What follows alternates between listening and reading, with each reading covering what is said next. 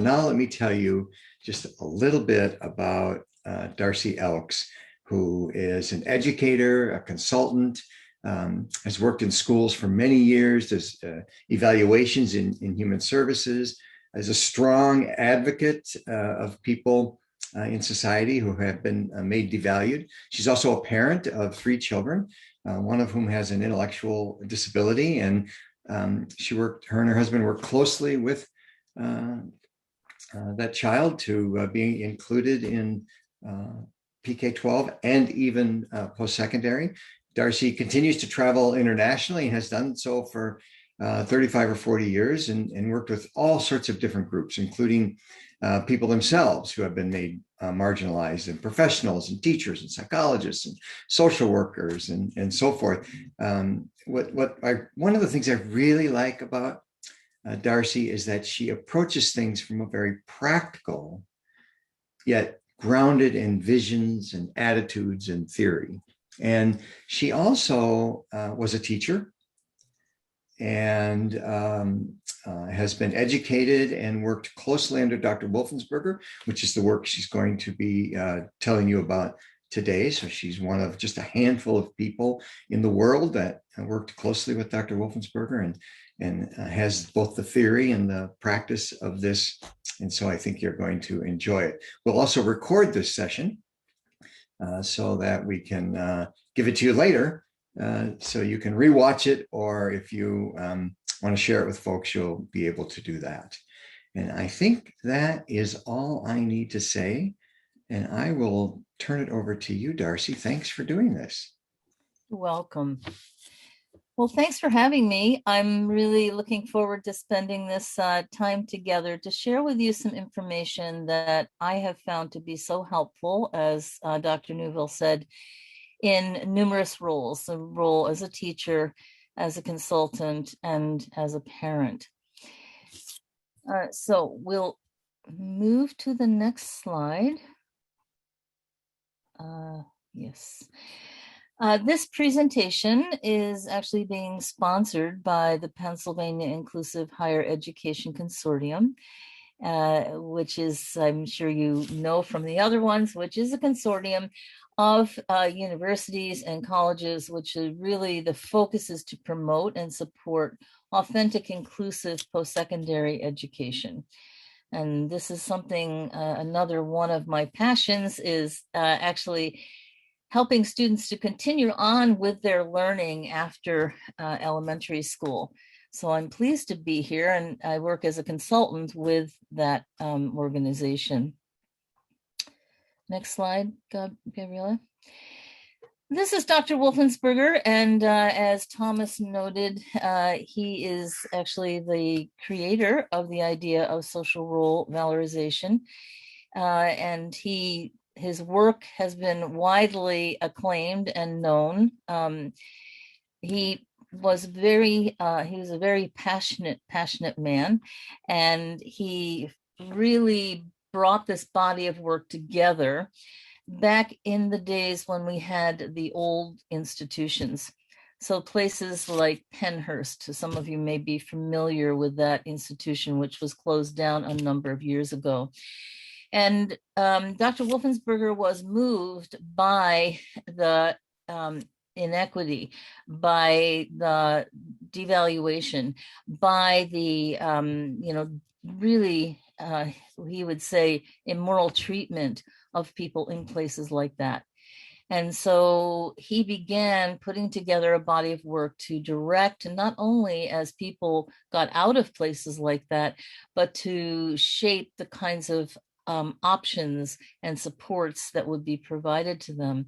And this theory has grown through the years, and in fact, now is used, as I said, in a number of different disciplines.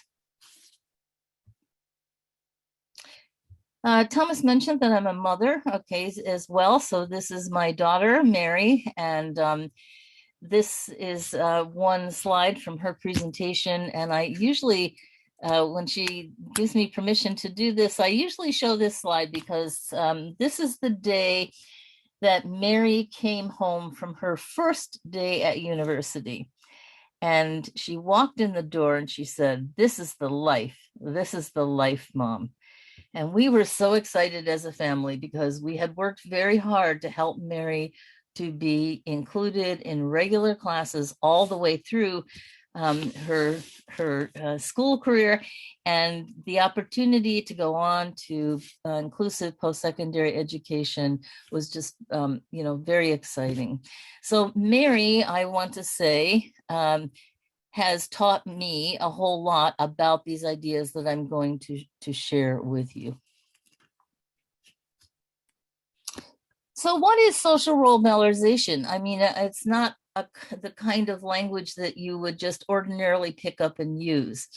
And basically, this will start with the definition and then we'll break it down a little bit later in the presentation. So social role valorization is the enablement, establishment, enhancement, maintenance. Okay, so now just note those words. They're really practical action words.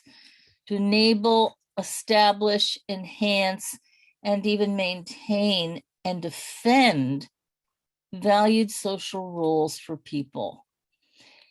Valued social roles are a big part of our life and we don't often think about them. But for people, particularly people who are at value risk, in other words, being seen as being a little less than, not quite as worthwhile as other people and so forth, valued roles are sometimes, very elusive. And so this particular idea is focused on really thinking about people who are at risk of what we say being devalued by the society. So seen as a second-class citizen, or maybe not even a citizen at all. So valued social roles, particularly for people who are at value risk, by using as much as possible culturally valued means. So what do we mean by culturally valued means? Using the typical ways, okay, that work for most people, with some adaptations as is needed for people to find valued roles that are a good fit for them, move into those valued roles, and get rooted in those valued roles. So we'll talk a little bit more about that definition as we go through the rest of the presentation. One thing that I always start with when I'm thinking about, practical work in the classroom is to think about vision. So it's a key idea, and I know that I haven't had a chance to read the vision that Cheltenham School District has for the students. Maybe there's a vision also for the teachers. Most places these days do have a nice vision statement. We have some beautiful ones in our school district here. I live in Westchester, and I find them hanging on the walls, and I don't often see people really thinking about them. So I found as a teacher, when I was working in the classroom, I could easily get so caught up with the day-to-day work, because it is a lot of work and it's spending a lot of energy, and I might go on months like that without stopping and thinking about, okay, what is the vision overall for inclusive education, equitable education? And so one of the things that I recommend is that you spend some time individually, but also together, with a group of people. Just try to find some time every once in a while to think about, what is the vision that we are working to bring about on behalf of our students? And because I worked quite a bit in special education, we would think about, what is the vision that would guide, what's the hope, right? The vision for our students. And I always worked within inclusive education. So the vision was very important, that the kids that I was supporting or teaching would in fact be part of, would in fact belong, and be participating in valued roles within their classroom community. So those are a lot of words, right? But to sit down and think about it together and then do a little assessment, how are we doing? Are we staying in line with the vision? Are we going off track and so forth? So that's a key concept of social role valorization. Next one, Debbie.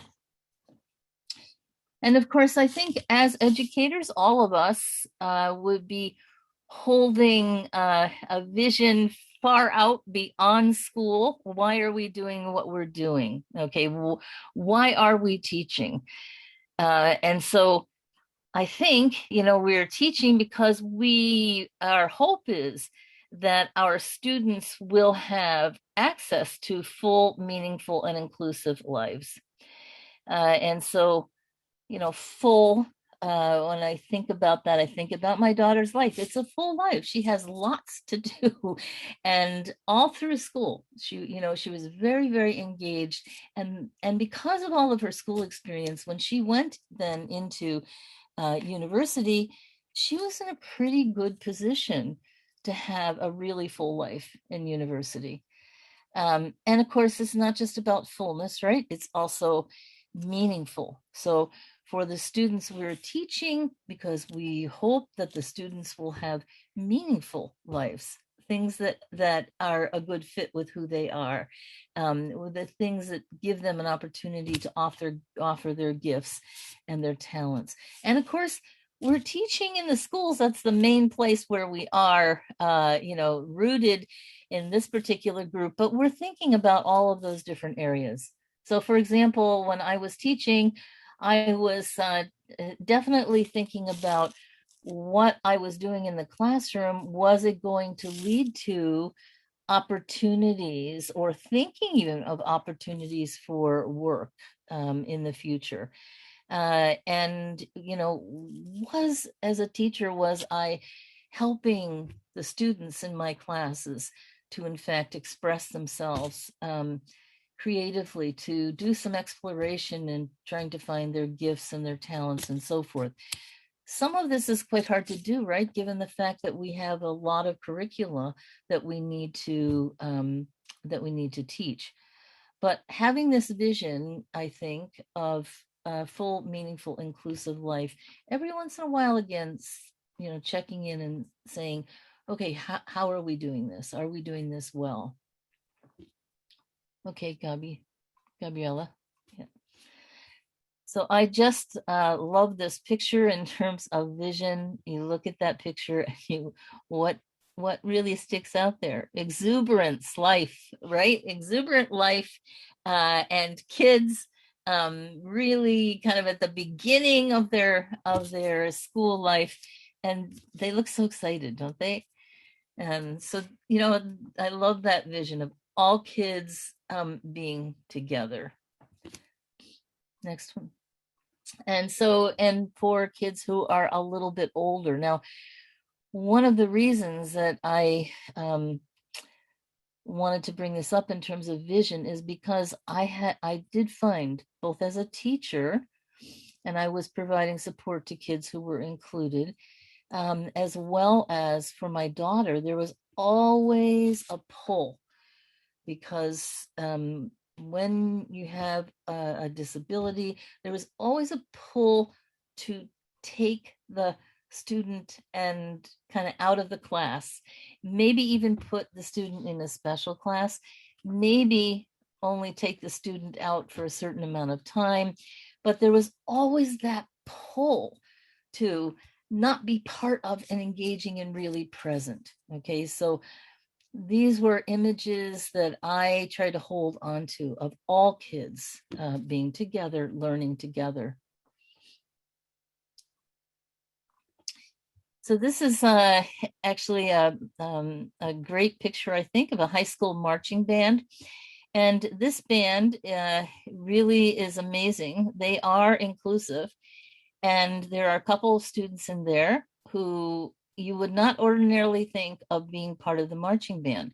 I just had an extraordinary director who said, we are going to figure this out because there are two students who want to become part of the marching band, and they do have talent, and they would be doing the flag bearing is what these two students wanted to do.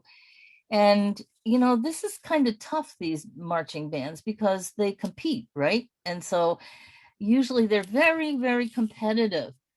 And this shows you the power of one person with a vision. But the director of this band said, this would be fabulous, you know, to have these two students included in the marching band. And, you know, they have an interest and they have some talent, and we will have to think about how to provide the support and special kinds of teaching maybe for some things so that they can be part of the marching band. And so this marching band it was, you know, given all kinds of awards because they're so good. And so you know, I've always thought about that because in another school where my daughter went, she was very interested in being in the marching band, and she wanted to do the flag bearing because she studied dance. And I'm telling you, the band teacher, it was so interesting. This band teacher had a physical disability, and he was absolutely against um, anybody with a disability being part of the marching band. And I just have always remembered the contrast between those two directors.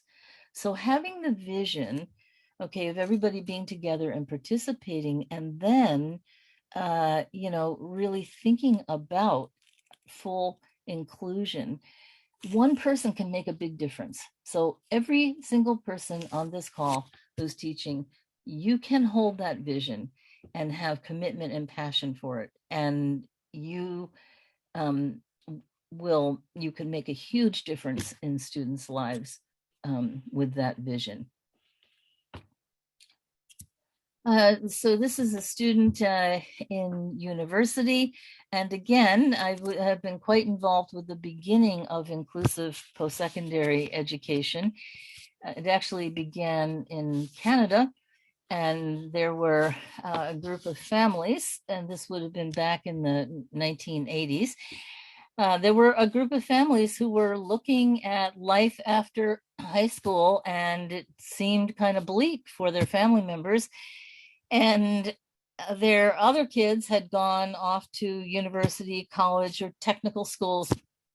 And at that point, you know, this was really not an option for the students with disabilities. And so they went to somebody who, pardon me, who is a very progressive guy with a vision, who'd also been wondering, like, well, how could we, what would be the next step? Well, logically, if you look at what happens for many people after high school, many students, is they go on to do further study of different kinds.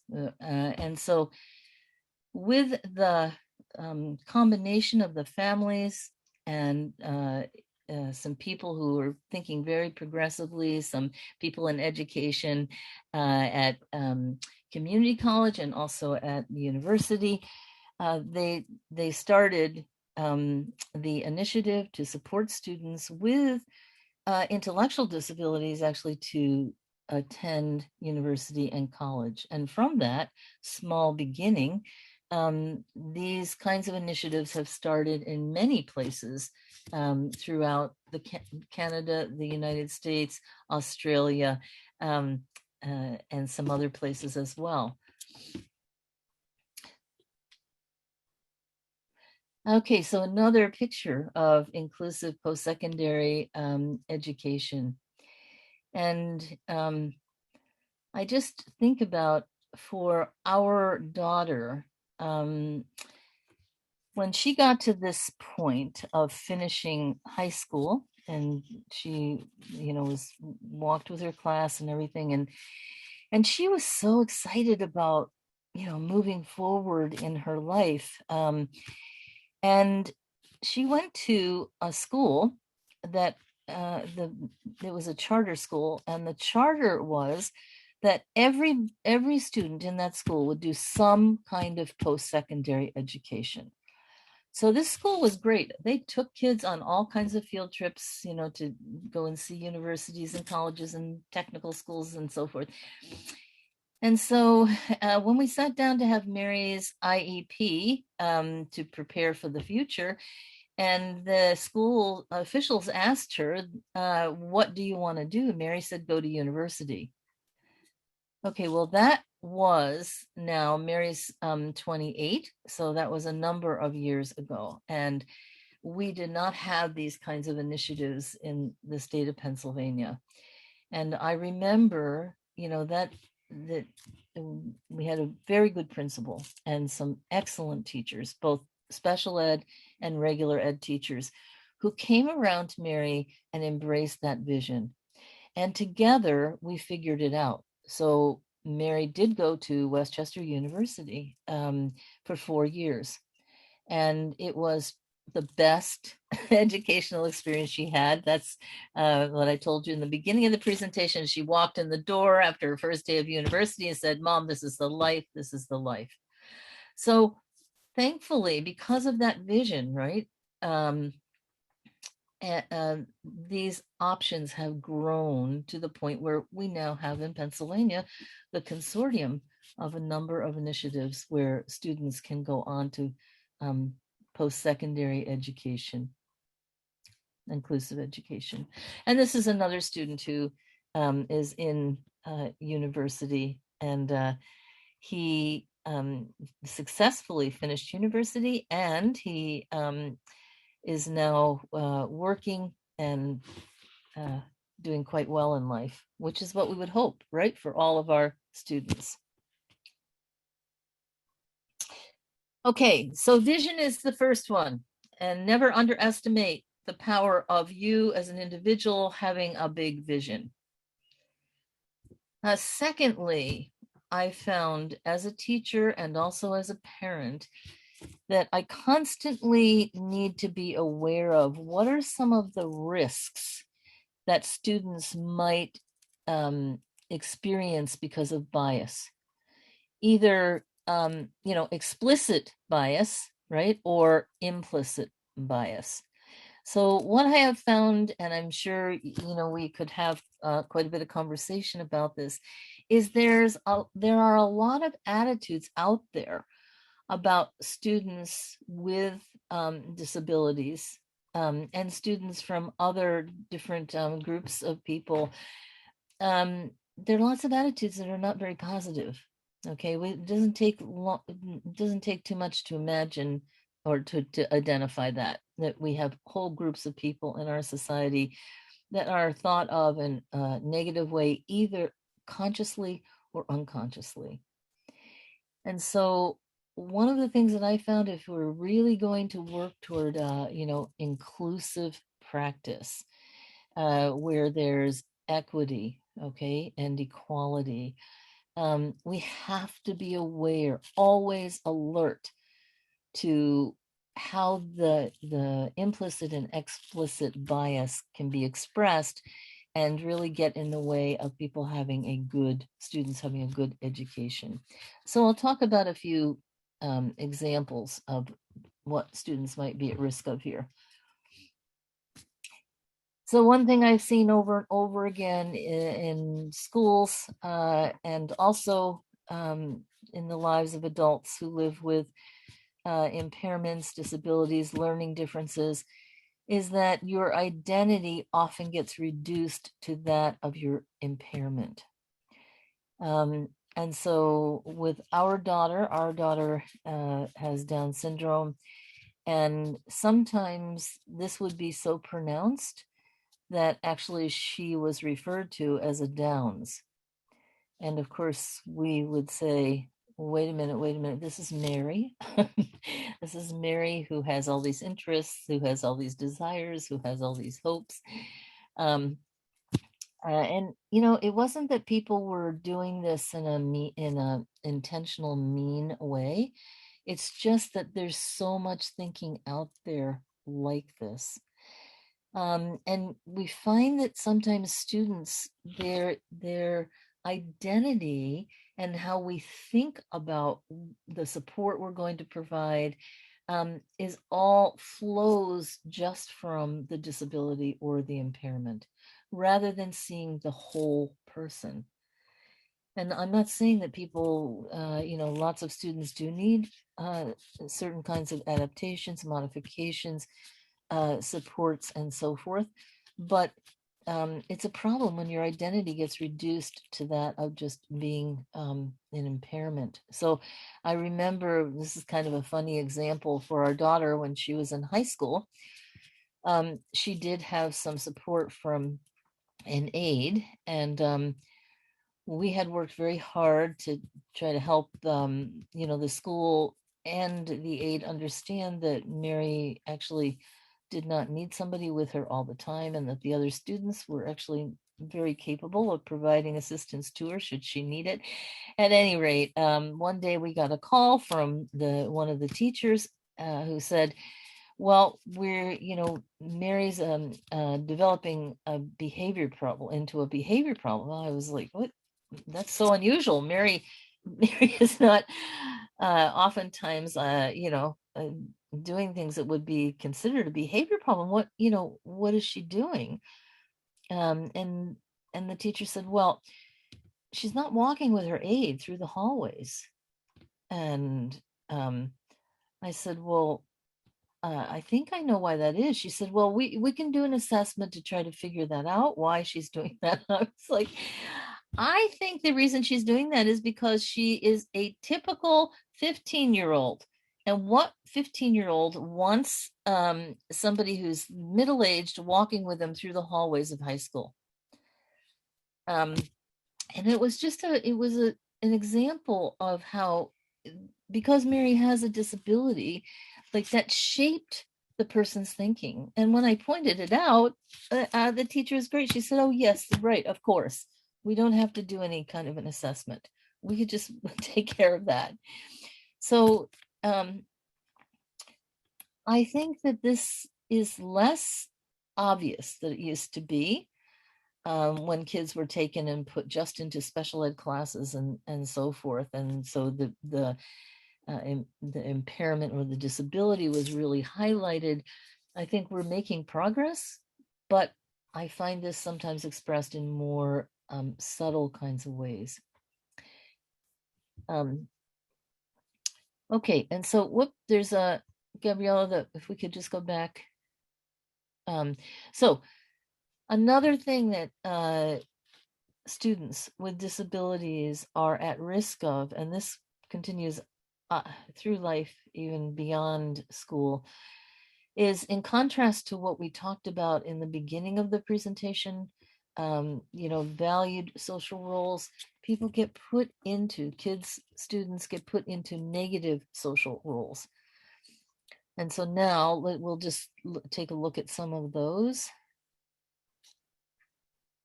So one thing that happens a lot with students who have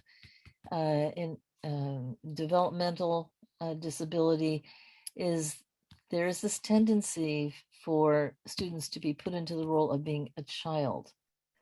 And it's not, again, these things have gotten much more subtle, which in a way is a little bit harder than, because to really detect them. So in the past, I would have examples of kids who were in high school engaging in really childish activities. So I rarely see that kind of thing in schools now, which I'm happy about. That's really good. But there are other ways that sometimes that gets expressed. So like the example I just gave you with Mary and having somebody walk with her. or an activity that's given to somebody who's in a regular class, with all of the other students, and maybe doing the same activity, but actually how it's being done is geared toward a child. And so I'm going to show you a picture of that in a minute. Another example of this would be just even with tone of voice. Sometimes when I'm visiting in classrooms, I hear teachers very nice, respectful, but speaking to kids in middle school or high school, and who with a I'm sorry, with the tone of voice that you would use, talking to a child. And this is something that's really hard to escape. It seems to be part of the uh, bias that's out there that is largely, implicit. Okay, you all can think of examples of this. The problematic student, or a student maybe that's even seen as being dangerous because there's some kind of behavior that people find to be really stressful or really negative. It could be something that's kind of mild, just a student who really keeps interrupting, or a student who gets up out of the his or her seat a lot, to a student maybe who has a hard time expressing using words, and expresses with language and maybe is inappropriate at times, so pushing somebody. So what happens, when a student gets a reputation as being problematic or and potentially dangerous, then that role can take over how we think about the student and how we provide education or not education. So I am telling you, I have been to schools, and this is fairly recent, where there are a lot of kids with disabilities, without disabilities, but all of whom have had some pretty tough times in life. And it is horrifying to see padded rooms. I mean, I will never forget this experience of seeing an 11-year-old child who got really upset in the classroom. And you could see that the student was getting progressively more upset. And it was basically because the student didn't feel like he was recognized and could make a contribution, uh, almost like he was ignored. And so he kept doing things to get the teacher's attention. And I think this was it was an issue of the teacher really not knowing how to engage with the child. And so the teacher ended up getting really defensive. The young child got defensive. And eventually, the child started yelling. The teacher called the behavior specialist. The behavior specialist came and they dragged the child into a padded room and restrained him. So that student, I came to find out later, um, has been put into this role of a problematic student. In fact, a lot of teachers don't want to have the student in the class because they think of him as being dangerous, although he's never hit anybody or pushed anybody down. But you can imagine then how that shapes the kinds of interactions the student has and the kind of education the student has, or being a burden. So this is a huge devalued role that kids oftentimes get put in. I can't tell you how many times when I worked as a teacher and also, work um, in classrooms consulting, that I have heard this, well, if we have that student with a disability in this class, that will take away from all of the other kids. It will take so much of my time as a teacher, and it's just going to be it's going to be overwhelming, or it's just not going to work. Well, that's another way of saying burden. Okay. So we also had that experience with our daughter where literally the teacher said, I don't think your daughter belongs in this first grade classroom because the other kids in the classroom deserve my best efforts. And if your daughter is in this class, it's going to take away from my abilities to really teach the other students. Okay, another devalued social role that you can get put into if you have a disability is that of being seen pitiful, poor student, and can't really do that much, doesn't know that much, and so forth, or an incapable dependent student. So there, the bias becomes, or the assumption becomes that this is a student who, is dealing with disabilities, or it could be other kinds of issues, poverty, and so forth. And so that student is basically not going to be able to do too much and will need a lot of assistance always.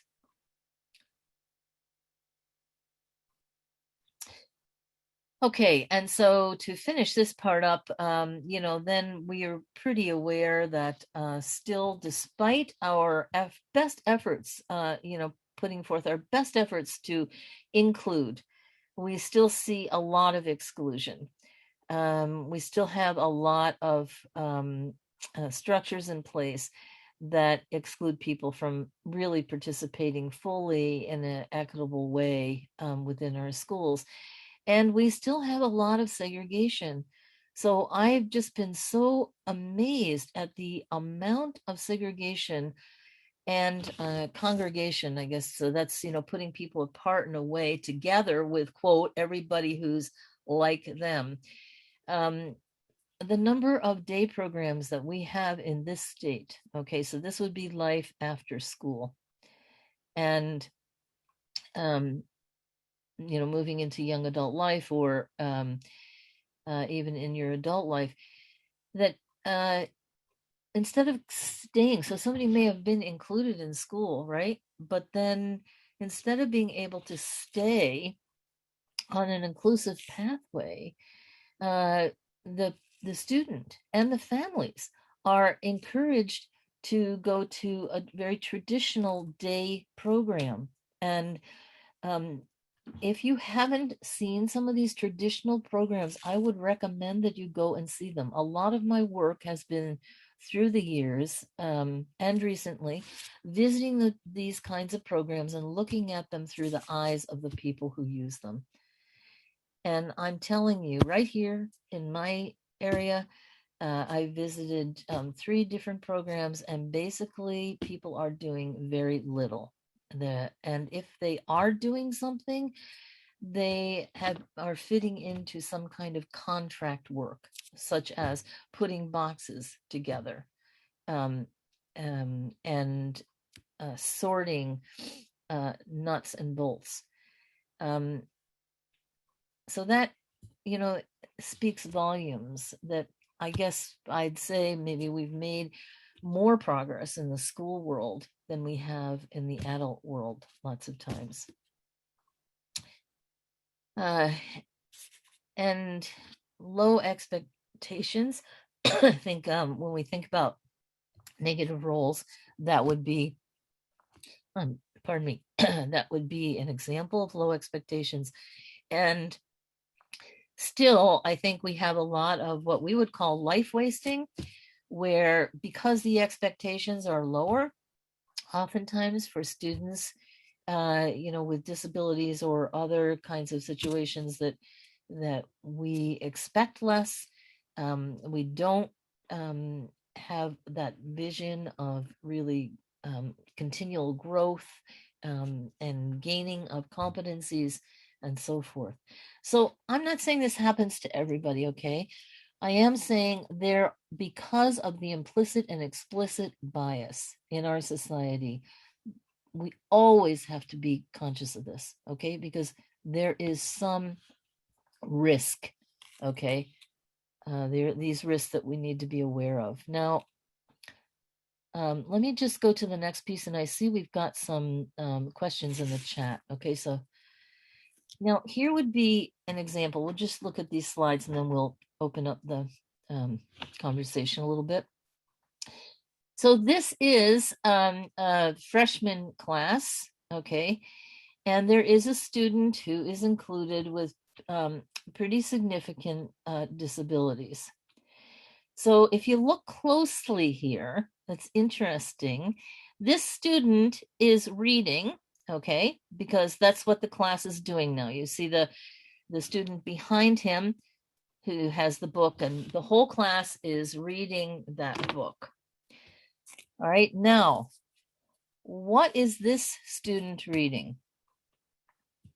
I don't know if you can see it, but you probably know this book, The Very Hungry Caterpillar, which is a book that is aimed pretty much at young children, right? So maybe 2, 3-year-olds, and yet he's in a 9th grade classroom. So I'm sure the teacher was thinking, okay, so we're going to be reading this book. The book is going to be too hard for him. Let's have him read a book that he can read, okay? And as well, you see there's the aid. So while we've made progress in terms of kids being physically present and being involved, we have a long ways to go. So if you look at the activity that this young man is doing, which clearly gives a message of the role of child, and then the aide sitting right next to him, which you see a lot of that in schools where the aides are, right with the students, walking with them, almost like they're, tied together, giving the impression, right, and giving the message that here are students who are really incapable and incompetent.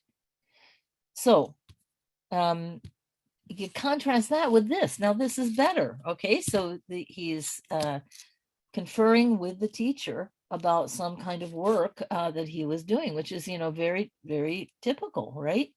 And so you just think of the contrast between those two pictures. It's a big contrast. Pardon me. So this is something else to be aware of in terms of the vision, is I think we've made a lot of progress toward inclusion, but we have a long ways to go.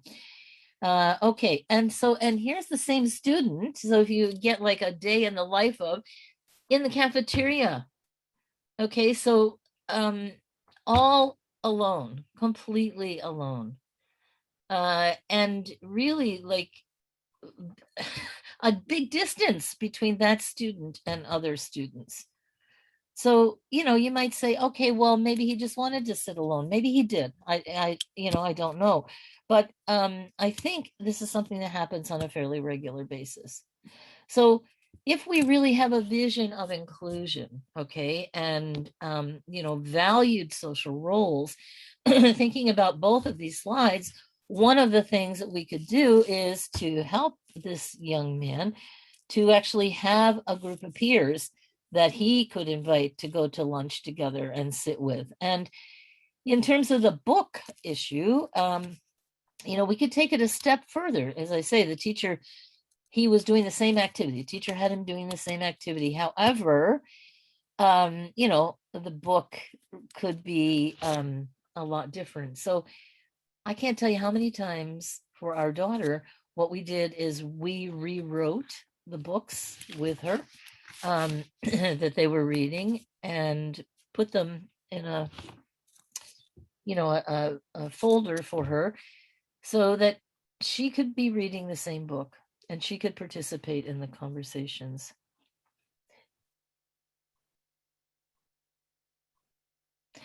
Okay, so maybe we should just finish this. We're almost done. Thinking in terms of valued social roles then, okay, in contrast to some of the other roles that I mentioned would be the next key concept that's really important. Okay, next one, Gabriella. So obviously the students are in, the valued role of being a student, but then trying to make sure this they're in the role in a way that really is like the other students. Okay, next one. I'm just aware of time here. You know what the beauty of this is in terms of being practical is that all of us are familiar with roles. We all have social roles in our lives. You're all teachers. You maybe are friends. You maybe are husband, wife, aunt, uncle, grandmother, grandfather. So you have all kinds of relationship roles, right? You, based on your interests, your passions, perhaps you have roles. So maybe you're a runner, maybe you're a gym member, maybe you're an artist, and so forth. So roles are very, very practical because we all know a lot about them. And actually, lots of times we just take them for granted. So if you can really help students, um, to think about roles, that and every role actually comes with behaviors and responsibilities, expectations, and privileges. So as a teacher, I was always thinking about the primary role, and that is of being a student in the class, and thinking about what are the expectations, what are the responsibilities, what are the kinds of behaviors you engage in, and trying to make sure that the students understood that and had opportunities to learn that. And in my classes, sometimes there were students who need a lot more help with that than others. Okay, so what are some typical student roles? Can people write in the chat or raise your hand?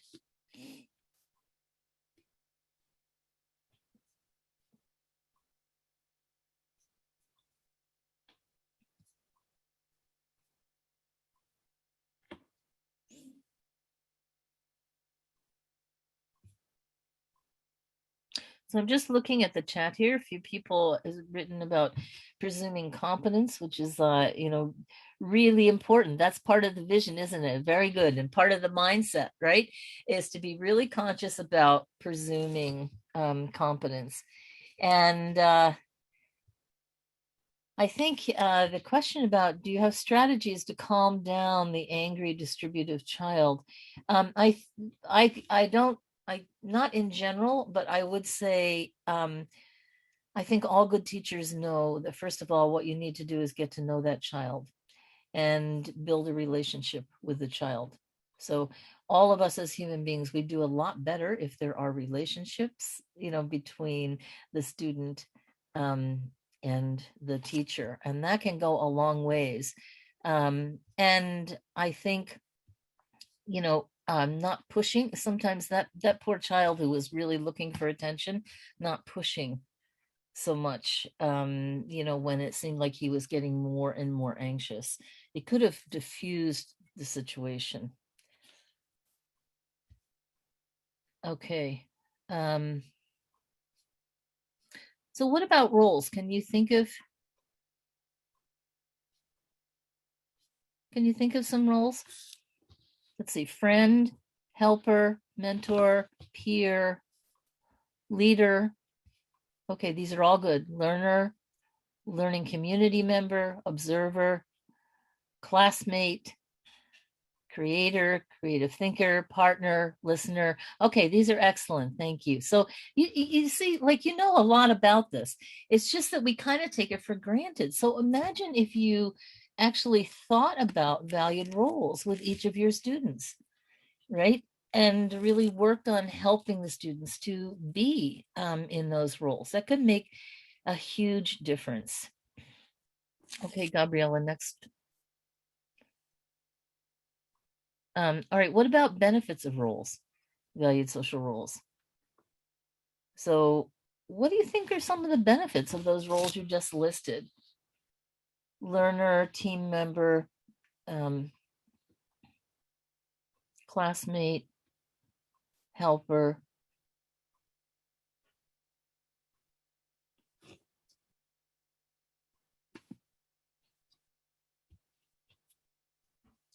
Okay, improve confidence, belonging, absolutely belonging. You know what? You can't, you just walk into a place and do an activity, well, that may be fun, but you're not really belonging there, right? There's a difference between honestly belonging. Improved confidence, assess feeling part of the community, relationship building, self-worth, self-esteem, understanding, shared goals.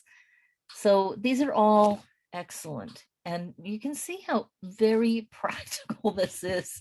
It's a very helpful, practical way of thinking about um, the vision, right, of inclusion. Um, conflict resolution skills, absolutely. So when you're in a variety of roles and you're interacting with a variety of people, you have experiences that really teach you how to get along with other people, which is a lot different than just being present, right? Being in the roles is where, in valued social roles, legitimately is where the self-esteem actually is really bolstered. Self-worth and confidence, absolutely, absolutely. Okay, Gabriella, next one.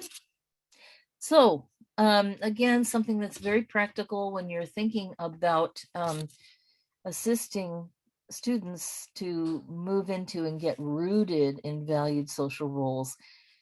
This is all information you'd be familiar with, but sometimes I think we don't use it as well as we could.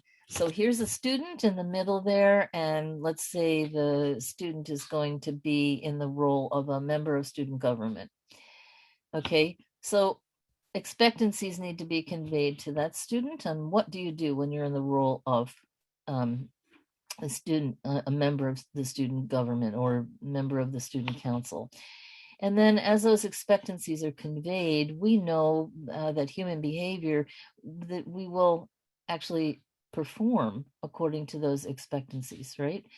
And there may need to be some teaching. Expectancies continue to be conveyed, and there may need to be some adaptation or modification to make it equitable for people. But we continue to convey those expectancies. And then, of course, humans being humans, if they're really interested in the role and enjoying it, then they continue to perform in the role, which means more people then, or then more expectancies are conveyed to the person, and so on and so forth. When you think about yourself when you became a teacher, okay, the expectancies were conveyed to you, right? And you tried your best, if you liked the job, to perform. And as you learned more, and became part of the school community, more expectancies were conveyed, and so on and so forth, until you learned the role of being a teacher. So this is true, for all of our students too. And a lot of this might happen naturally, and we maybe don't use this language, but we do think about it as teachers. However, when it comes to a student with differences, learning differences, or some kind of a disability, what tends to happen is that we aren't as really focused as we need to be in conveying those expectancies. First of all, we have got to have the vision of the roles in line with what the person wants, and then um, conveying expectancies in a very clear way. Okay, next one, Gabriella. So the role communicators, I'll just remind you of these. That might be language you wouldn't ordinarily use, but you're pretty familiar with it. Is the environment you're in, the people that you associate with, the behaviors that are expected from you, the language that's used in the environment about the roles that you're in, and other kinds of imagery. So that might be your personal appearance, for example. So sometimes it's really beneficial, like if any of you are working with high school students and you are helping them to move into a work role, it's very beneficial to think about what is the role, okay, that the student is exploring. What kind of physical environment does a student need to be in? Who does a student need to associate with? What kinds of behaviors are expected when you're in that role? And is there actually language that a person needs to know to function well in the role? So as a teacher, there's lots of language that you needed to learn in order to be in the role of teacher, right? All kinds of language. Um, and then again, your personal presentation. Now, this is one of the things that I really have found to be uh, well, not it needs to be thought of a little bit better when we're helping high school students, um, particularly high school students with disabilities, to think about their future and explore different kinds of roles. So, I'm familiar with a program here that for students who are interested in going into a health career. And this is for all of the students in the high school, although you have to get very good grades in order to apply for this program. And what do the kids do? They actually they're in the physical environment of the hospital. They associate with other medical personnel. The behaviors that are expected of them are the kinds of things that you would find a nurse's aide doing, or I think a pharmacist is another role that you can explore. So you are expected to do some of the things that you would do in that role.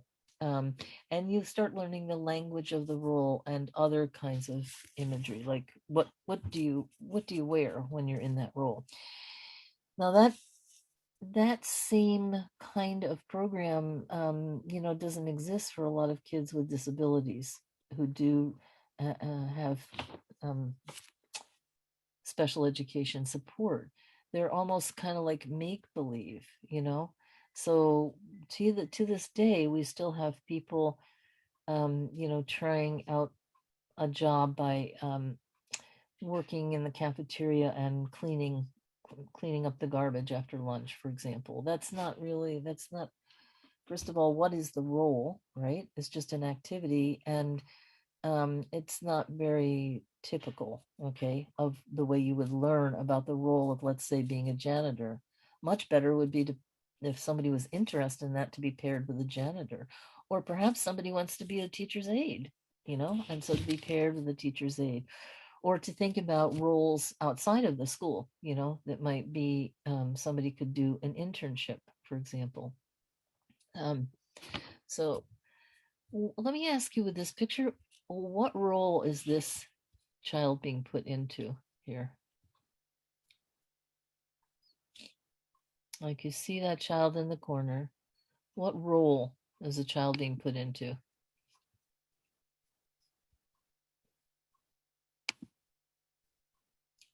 Outcast. Yes.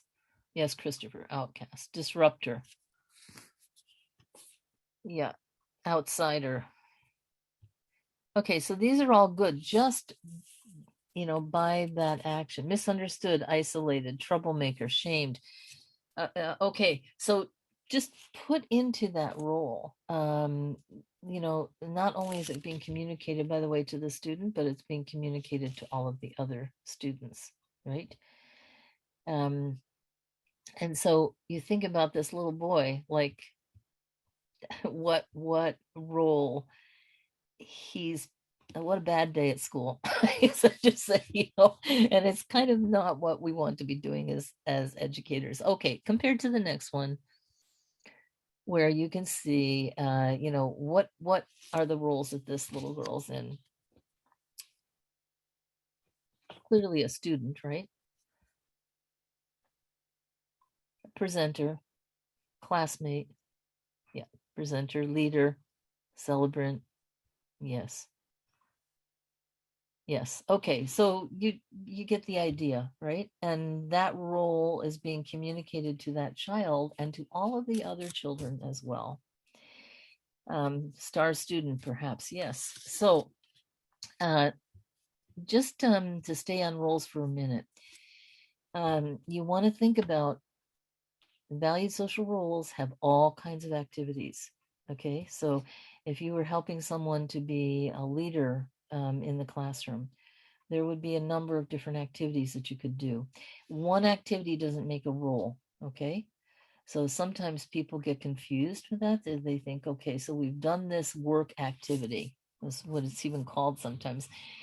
Um, but that's not really, an activity's good because you get to explore a little bit. But once you find something that somebody really likes, or you're thinking about students in your classroom being in valued social roles, remember that actually every role has lots of potential activities.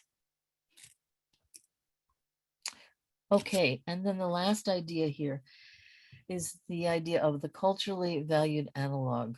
So this is a very straightforward idea, kind of cumbersome language that Dr. Wolfensberger has taught and noted.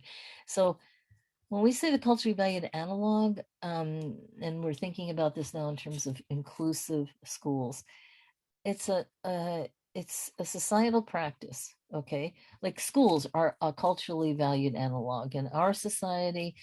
It is typical, right, that kids go to school and we are all familiar with it. There's a reasonable frequency, and among the people who have a valued status in society, there's an expectation that you go to school. So most members of the society are very familiar with, and they have positive images and expectations of. So this is what we want to offer to our students, okay, is high quality education that we know what that is. We do know what that is, and we're fortunate in that way, is that we have a highly developed education system.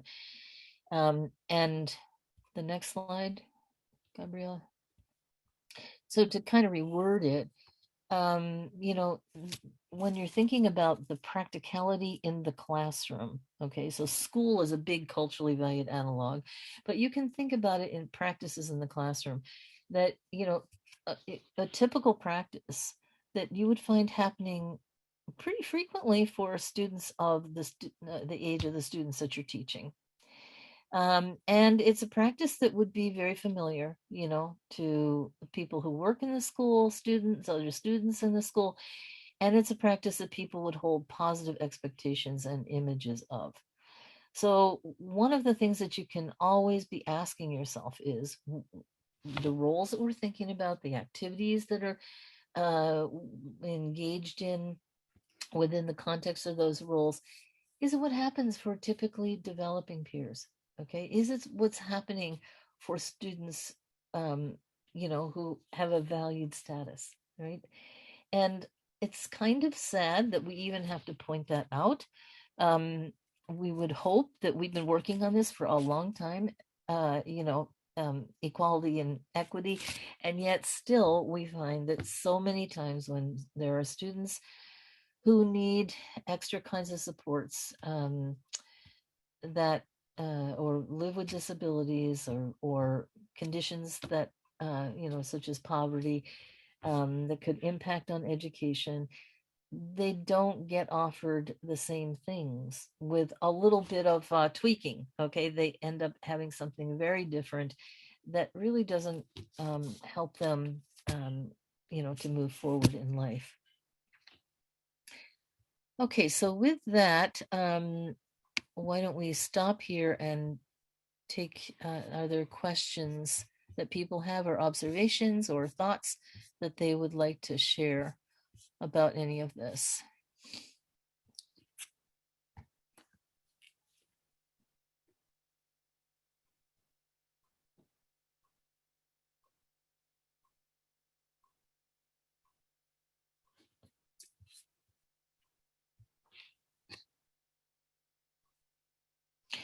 Okay, so I don't see any questions. I'm just wondering, are there any experiences that you could share of assisting students who are at risk of those things that I talked about earlier, devaluation and marginalization?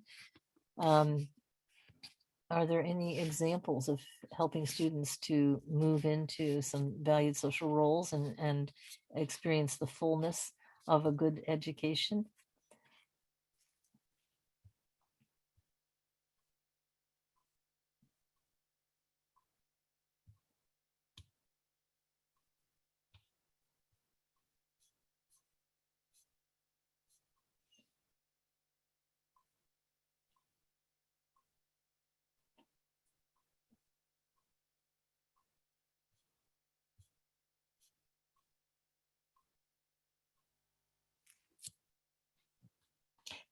Okay, so there's one comment here. It says your message of inclusion is much needed. You may want to use pictures that include a diverse student population. I think you're absolutely right about that. Um, and I did try to have some diversity in the pictures, but there could be a lot more. So that's good. Also, Darcy, there's a question in the chat from Andre, and he's asking how much does one's own culture influence how they process this kind of information as such?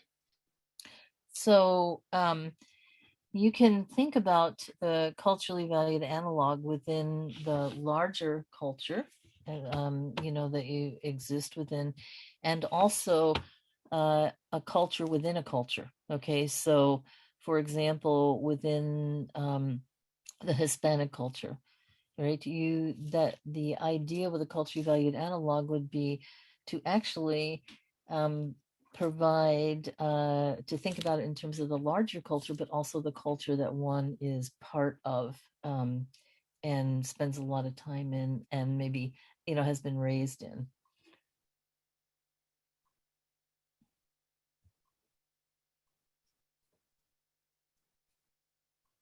Does that make sense to people?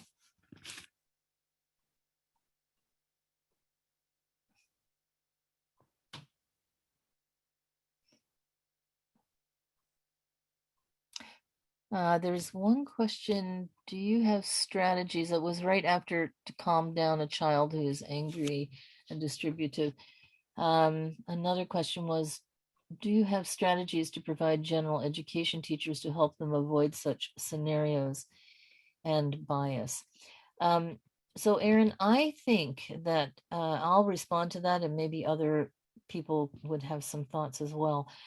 I think having conversations about this, focused discussions about bias and how it can impact on the teaching is really important as a general strategy, because I find in my own life and my own work, it's easy to lose consciousness about bias and how that's really impacting on our practice. So I think teachers who are aware of this, like having a lunch conversation, having the students talk to the teachers. Student voice is so powerful, from the student perspective on what bias is like. And I think, by bringing it out into the open, you schools I've seen where they do these kinds of things, they have a better chance of addressing it, because unconsciousness is just huge. So much of what we do, we're not fully aware of what we're doing, and it's driven by thoughts that we're not fully aware that we're thinking. So that would be one strategy I would recommend. And it's a continual process, isn't it? And one school that I worked in, there was a lot of focus on team building and teachers helping one another and holding our feet to the fire, so to speak. And that was also very helpful. And that part of what we helped each other to be aware and conscious of when we were taking action, slipping into our implicit bias. And I think, unconsciousness is like that. The very nature of it, you need other people to help you to be aware of what you're doing. So I don't think that people intentionally, most of the time, and certainly not and certainly not schools, that they want to hurt their kids, right? They want the best for their kids. Usually that's our motivation. And if we can help each other to stay conscious and just point out in a very nice way, hey, did you think about like what that might have um, appeared to the students as, some action, or just uh, like think of that example of the student sitting there with a very hungry caterpillar book. I'm sure that was with the best of intentions, honestly. But just pointing that out in a very gentle way and just help each other. That would be my strategy. Now, it's not easy though. You got to be kind of humble to take that kind of feedback from another person.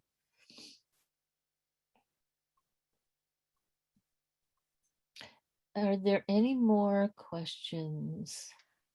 I see there's a question from Lisa, and she's asking, how can parents play a proactive role in starting this conversation for their child? So Lisa, I actually would, well, a couple of things. I'll just tell you what we did as a parent. From the time Mary was little, we started out with a vision, and we would, when she went to grade 1, we actually wrote that vision down. At that point, Mary was 6, right? So she could tell us some of the things she liked, but we actually wrote the vision. And we started the meeting, the IEP meeting, with the vision. So that was one major thing. We wanted the vision to be understood, and and it was a vision specifically around school, right? And then a little bit about Mary's future. And then we did that every single year. And then we wanted the goals to be tied to the vision and the academics to be tied to the vision. Like, why are we teaching Mary this? Well, because in the future, this is part of the vision. The other thing that we did as parents is we tried very hard to be proactive and having a team approach so that we could have very honest and open conversations that were positive. And my husband and I were pretty aware of the bias because we've both taught these ideas for a long time. And so if we sensed it, we would try to bring it up to the teachers in a very, positive way. Like, we saw this, we think it could be better, rather than, blaming. So I think for us as parents, building that relationship with the teachers, and I could tell you through all of the years of Mary's education, really there was only one teacher who was so resistant to any of these ideas. And ironically enough, she was a special ed teacher who was teaching a regular 4th grade class. Otherwise, we just found people open, interested, willing to try to understand when we would bring up bias and how, that was being expressed in Mary's school routine. So that's what I think. Forming that relationship as a parent is really, really important. And the other piece, of course, is this information is so important for parents. I've spent a lot of time sharing this information with families over the years so that they are able to communicate well with the school about it. Okay, so Gabriella, can you just go to the one before this one? Oh, sure. I was just looking at the time, and I know Just take that. me a minute. Yep, it'll just. Sure. No, I'm sorry, the one before that. There we go. So, okay, if you take a scheme in your head, this sometimes helps. The good life is what we're all working toward, for kids. Like, we hope we're teaching that will open up the possibilities in life within their culture and within the culture at large. Very, concrete way to work on that is assisting students to move into valued social roles that are a really good fit for them. And we think in terms of image enhancement to be in roles as well as competency enhancement. Okay, now we can go ahead, Gabriella. That's like a thumbnail sketch, which can be helpful sometimes. Okay, so here are resources for you. So if you are interested in learning more about social role valorization, go to this website. It's got lots of different information. Also, our Pennsylvania Inclusive Higher Education Consortium website. Again, lots of information, and feel free to contact me if you have more questions or thoughts or would just want to talk more about these ideas. So And I'd like to thank you for your participation, and I hope you have a wonderful rest of the day.